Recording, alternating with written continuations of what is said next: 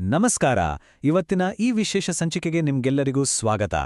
ಸ್ವಲ್ಪ ಯೋಚನೆ ನೋಡಿ, ನಾವೆಲ್ಲರೂ ದಿನ ಬೆಳಗಾದ್ರೆ ಸಾಕು ಹಣದ ಹಿಂದೆ ಓಡುತ್ತಲೇ ಇರ್ತೀವಿ ಅಲ್ವಾ? ಆದ್ರೆ ನಿಜವಾದ ಶ್ರೀಮಂತಿಕೆ ಅಂದ್ರೆ ಏನು ಅಂತನಾದ್ರೂ ಯೋಚನೆ ಮಾಡಿದ್ದಿವಾ? ಇವತ್ತು ನಾವು ಒಂದು ಅದ್ಭುತವಾದ ವಿಷಯದ ಬಗ್ಗೆ ಮಾತನಾಡಲಿದ್ದೇವೆ.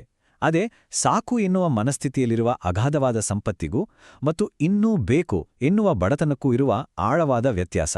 ಬನ್ನಿ ಶುರು ಮಾಡೋಣ. ಈಗ ನಿಮ್ಮನ್ನೊಂದು ನೇರವಾದ ಪ್ರಶ್ನೆ ಕೇಳ್ತೀನಿ. ನಿಜವಾದ ಶ್ರೀಮಂತ ಯಾರು? ಬ್ಯಾಂಕ್ ತುಂಬ ಹಣ ಇಟ್ಕೊಂಡಿರೋವನ ಅಥವಾ ರಾತ್ರಿ ನೆಮ್ಮದಿಯಾಗಿ ನಿದ್ದೆ ಮಾಡೋವನ? ಸ್ವಲ್ಪ ಕಲ್ಪನೆ ಮಾಡ್ಕೊಳ್ಳಿ. ಒಬ್ಬ ವ್ಯಕ್ತಿಯ ಬಳಿ ಕೋಟಿ ಕೋಟಿ ಹಣ ಇರ್ಬೋದು, ಆದ್ರೆ ಆತ ಸದಾ ಒಂದಲ್ಲ ಒಂದು ಆತಂಕದಲ್ಲಿಯೇ ಇರ್ತಾನೆ. ಅದೇ ಇನ್ನೊಬ್ಬ ಅತ್ಯಂತ ಸರಳವಾದ ಜೀವನ ನಡೆಸ್ತಿದ್ರೂ ಆತನ ಮುಖದಲ್ಲಿ, ಆತನ ಮನಸ್ಸಿನಲ್ಲಿ ಎಲ್ಲಿಲ್ಲದ ಶಾಂತಿ ಇರುತ್ತೆ. ಈ ಒಂದು ಪ್ರಶ್ನೆ ಇದೆಯಲ್ಲ, ಇದು ನಮ್ಮ ಇಡೀ ಜೀವನದ ದೃಷ್ಟಿಕೋನವನ್ನ ಬದಲಾಯಿಸಬಲ್ಲದು. ನೋಡಿ, ಮನುಷ್ಯನ ಮನಸ್ಸಿನಲ್ಲಿ ಮುಖ್ಯವಾಗಿ ಎರಡು ವಿಭಿನ್ನ ಮನಸ್ಥಿತಿಗಳಿರ್ತವೆ. ಒಂದು ಸಾಕು ಎನ್ನುವ ಮನಸ್ಥಿತಿ, ಇದು ನಮ್ಮಲ್ಲಿ ಕೃತಜ್ಞತೆ ಮತ್ತು ನೆಮ್ಮದಿಯನ್ನು ತಂದುಕೊಡ್ತದೆ. ಇನ್ನೊಂದು ಇನ್ನೂ ಬೇಕು ಎನ್ನುವ ಮನಸ್ಥಿತಿ, ಇದು ಎಂದಿಗೂ ಮುಗಿಯದ ದುರಾಸೆ ಮತ್ತು ಬೇರೆಯವರ ಜೊತೆಗಿನ ಹೋಲಿಕೆಗೆ ನಮ್ಮನ್ನು ದೂಡ್ತದೆ. ಅಸಲಿಗೆ ನಮ್ಮ ಜೀವನದ ಅತಿದೊಡ್ಡ ಸಮಸ್ಯೆ ಹಣದ ಕೊರತೆ ಖಂಡಿತ ಅಲ್ವೇ ಅಲ್ಲ. ಬದಲಾಗಿ ನನಗಿರುವುದು ಸಾಕು ಎನ್ನುವ ಆ ಒಂದು ಪುಟ್ಟ ಭಾವನೆ ನಮ್ಮ ಮನಸ್ಸಿನಲ್ಲಿ ಇಲ್ಲದಿರುವುದು. ಇದನ್ನ ಇನ್ನಷ್ಟು ಚೆನ್ನಾಗಿ ಅರ್ಥ ಮಾಡಿಕೊಳ್ಳಲು ಎರಡು ವಾಸ್ತವಗಳ ಕಥೆಯನ್ನೊಮ್ಮೆ ನೋಡೋಣ. ಒಂದೇ ಊರಿನಲ್ಲಿ ಬೆಳೆದ ಇಬ್ರು ಸ್ನೇಹಿತರ ಜೀವನದ ದಿಕ್ಕು ಹೇಗೆ ಬೇರೆ ಬೇರೆಯಾಗುತ್ತೆ ಅನ್ನೋದನ್ನ ಈಗ ಗಮನಿಸೋಣ. ಈ ಮೊದಲನೇ ಸ್ನೇಹಿತನನ್ನೇ ತೆಗೆದುಕೊಳ್ಳಿ. ಅವನ ಬಳಿ ಇರೋದು ಕೇವಲ ಒಂದು ಸಣ್ಣ ಮನೆ, ಒಂದು ಹಳೆಯ ಬೈಕ್ ಅಷ್ಟೇ. ಆದರೆ ಆತನ ಮುಖದಲ್ಲಿ ಯಾವತ್ತೂ ಒಂದು ಪ್ರಶಾಂತವಾದ ನೆಮ್ಮದಿ ಇದ್ದೇ ಇರುತ್ತೆ. ಯಾಕೆ ಗೊತ್ತಾ? ಏಕೆಂದರೆ ಆತ ನನಗಿರುವುದು ಸಾಕು, ನನ್ನ ಕುಟುಂಬ ಚೆನ್ನಾಗಿದೆ ಎನ್ನುತ್ತಾನೆ. ಆದರೆ ಇದಕ್ಕೆ ತದ್ವಿರುದ್ಧವಾಗಿ ಎರಡನೇ ಸ್ನೇಹಿತನನ್ನ ನೋಡಿ. ಅವನ ಬಳಿ ದೊಡ್ಡ ಬಿಸ್ನೆಸ್ ಇದೆ, ಐಷಾರಾಮಿ ಕಾರುಗಳಿವೆ, ಅಪಾರವಾದ ಹಣವಿದೆ. ಆದರೆ ಪ್ರತಿದಿನವೂ ಇನ್ನೂ ಬೇಕು, ಇನ್ನೂ ಹೆಚ್ಚು ಸಂಪಾದಿಸಬೇಕು ಎಂಬ ಹಂಬಲ. ಇದರ ಅಂತಿಮ ಫಲಿತಾಂಶ ಕೇವಲ ನಿದ್ದೆಯಿಲ್ಲದ ರಾತ್ರಿಗಳು ಅಷ್ಟೆ. ಹಾಗಾದ್ರೆ ಶ್ರೀಮಂತಿಕೆಯ ನಿಜವಾದ ಅರ್ಥವಾದ್ರೂ ಏನು? ಅದು ನಿಮ್ಮ ಬ್ಯಾಂಕ್ ಬ್ಯಾಲೆನ್ಸ್ ಅಂತ ನೀವು ಅನ್ಕೊಂಡಿದ್ರೆ ಅದು ಖಂಡಿತ ತಪ್ಪು. ನಿಜವಾದ ಸಂಪತ್ತು ಅಂದ್ರೆ ನಮ್ಮ ಮಾನಸಿಕ ನೆಮ್ಮದಿ, ನಮ್ಮ ದೈಹಿಕ ಆರೋಗ್ಯ ಮತ್ತು ನಮ್ಮ ಕೌಟುಂಬಿಕ ಸಂತೋಷ. ನೀವೇ ಹೇಳಿ, ನಮ್ಮ ಆರೋಗ್ಯನೇ ಹಾಳಾಗಿ ನೆಮ್ಮದಿಯೇ ಇಲ್ಲದೆ ಮೇಲೆ ನಾವು ಕಷ್ಟಪಟ್ಟು ಗಳಿಸಿದ ಕೋಟಿ ಕೋಟಿ ಹಣದಿಂದ ಏನ್ತಾನೆ ಪ್ರಯೋಜನ ಅಲ್ವಾ? ಈಗ ನಾವು ನಮ್ಮ ಇಂದಿನ ಸಮಾಜದ ಅತಿದೊಡ್ಡ ಸಮಸ್ಯೆಯ ಬಗ್ಗೆ ಮಾತನಾಡೋಣ. ಅದೇ ಹೋಲಿಕೆ ಎಂಬ ಆಧುನಿಕ ಬಲೆ.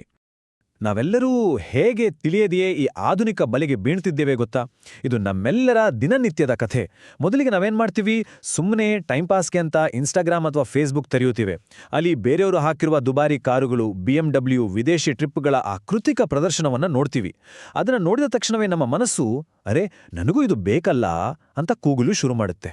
ಆ ಒಂದು ಕ್ಷಣದಿಂದಲೇ ನೋಡಿ, ನಮ್ಮೊಳಗಿನ ಆಂತರಿಕ ನೆಮ್ಮದಿ ನಿಧಾನವಾಗಿ ನಮಗೆ ಗೊತ್ತಿಲ್ಲದಂತೆಯೇ ಮಾಯವಾಗಲು ಶುರುವಾಗುತ್ತೆ.